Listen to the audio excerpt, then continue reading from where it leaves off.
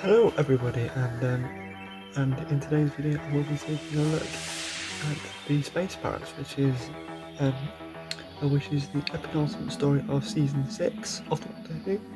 So let's take a look at the front cover of the CD. We've got Paddy Trout here with Jamie and Zoe, and we've got one of the freighters. I think it's the oh, I don't know if it's of the people or not, but anyway, you've got Mario Clancy's a spaceship around by here, and some gunfire of some of the smaller ships.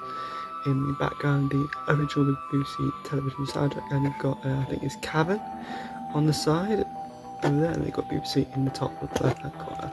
So at the side, Doctor Who and the Space Pirates, and the back again, you've just got the cover art at the top, and the link and the text is as followed. Patrick Troughton's a doctor gets involved in a galactic intrigue and piracy in his exclusive recording of a lost television adventure with linking narration by Fraser Hines. We've landed ourselves in the middle of some sort of war in space. The Doctor, Jamie and Zoe become victims of piracy when they materialise on a space beacon minutes before it is literally blown to pieces. So begins their quest to be reunited with the TARDIS whilst treading perilously across other parts of the interstellar space corps. That's what they were. And a gang of murderous bandits. The eccentric prospector, Milo Clancy, gives the travellers passage in his aging spaceship, but the old man is himself the focus of the Space Corps investigations. Could he possibly be behind the destruction and sabotage of so many beacons in the sector? What is the position of Madeline Isigui, who runs her father's mining corporation on the planet Tar, and how might a locked room provide the answer to the mystery? Half of the galaxy is spanned in a game of cat and mouse between other law enforcers led by no-nonsense General Hermack and his V-ship crew. That's the other one I'm thinking of, and Kevin and Devish, who will apparently stop at nothing to continue their lucrative racket. The six-part adventure, brimming with visions of space travel in the 21st century, offers excitement on a grand scale, and was the penultimate story of the Second Doctor's TV era, which it was. And this is a 2 CD release with a running time of 2 hours and 25 minutes approximately. This was first released in 2003 and then reissued as part of the 2012 Lost TV Episodes, a collection set. So inside we've got CDs, so CD1, which contains the first episode, and CD2, which contains the elastic, and there's some adverts for Target book readings, which I've got a few from the deep one for somewhere. And here is the booklet. Sorry, bear with me a minute. Here's the booklet again. We've got the front cover, and on the back we've got some more information about the programme. And then inside we've got the cast and credits. It was first broadcast on BBC One between 8th of March 1969 and last broadcast on the 12th of April. It was written by Robert Holmes and is a 6-parter, and you've got the track listings there for CD1, track listings there for CD2,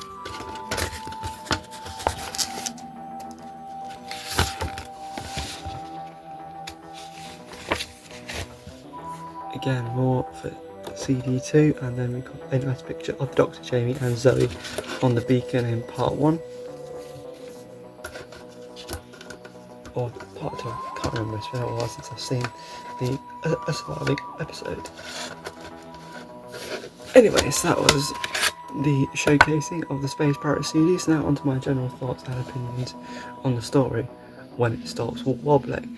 So the fan consensus that is that this story is pretty bad, and there's a lot of bile put towards this one, which I probably disagree with actually. It's actually quite an engaging story even on audio, which is how I last experienced it. And it's because all the characters and their motivations are always changing. You're never quite sure who you can trust, and even though it's not got the best reputation, you can still see hallmarks of what would make Robert Holmes such a well-respected writer in classic Who, like particularly with the dialogue and the character motivations. So that's all brilliant. Also really like the world building in the story, and how obviously all these different planets and things, which I guess we hadn't really seen since maybe the Daleks' master plan, I want to say. Possibly Evil of the Daleks. No. Yeah, I say Dalek master plan, actually.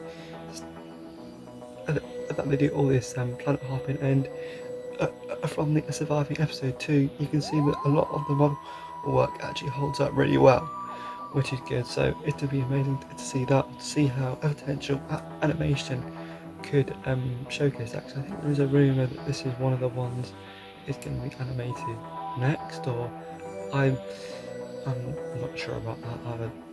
Obviously, I'd much rather see other stories like the way in space, but yeah, Space Pirates is very underrated actually. Like I said, the characters are good and all the world building is good. There's a really nice twist actually, which I think the back of the CD references.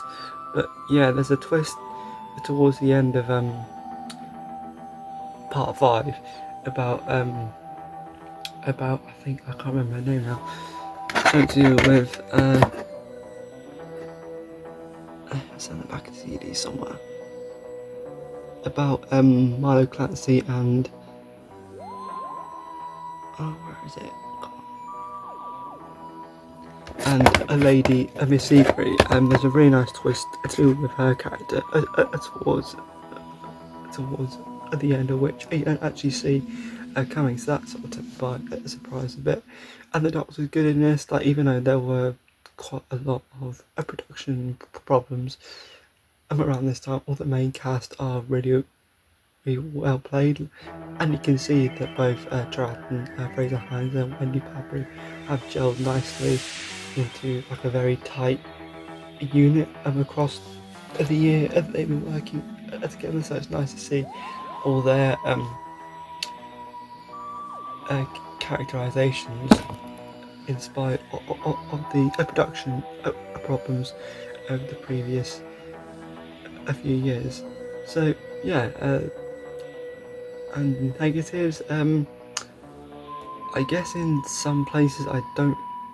It's not that I don't know what's going on. It's more the fact that the story does tend to get a bit muddled in places. Like you don't quite know which characters. Some of their motivations seem a bit odd in places, which is something that I guess maybe could be rectified by visuals, because then you'll be able to see some of the facial acting choices. But yeah, that didn't come across particularly well, so that's something that I didn't like, but that's probably just a me problem. So anyway, The Space Pirates is a pretty underrated story actually. I enjoyed it a lot more than I thought it would, than I thought I would. I'll probably give it a 7 out of 10, I think. So yeah, if you can pick up the download or the recent a reissue of the Lost TV episodes, a collection box, I would highly recommend getting hold of this one. So yeah, thank you for watching this video, and I shall see you next time for more.